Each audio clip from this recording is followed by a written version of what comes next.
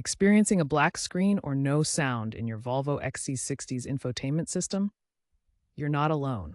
These are common issues, especially in 2020-2023 models. Black screens often result from software crashes or corrupted cache. No sound usually links to amplifier or Bluetooth problems. First, try a soft reset by holding the volume and power buttons for 10 seconds to clear temporary data. If that doesn't work, a hard reset, disconnecting the battery for 30 minutes, may reboot the entire module. Also, ensure all your software is up to date. Volvo provides OTA updates, so make sure you have the latest version. Remember, resets don't always fix underlying hardware problems, but they are a great first step.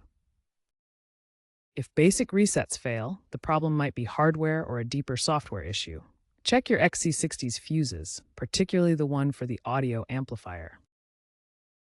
A blown fuse can easily cause a no-sound problem. If you're comfortable, use an OBD2 scanner to check for error codes like U0123, lost communication with infotainment module. For persistent issues, especially after software updates, dealer intervention might be necessary. Volvo has issued multiple technical service bulletins addressing these problems.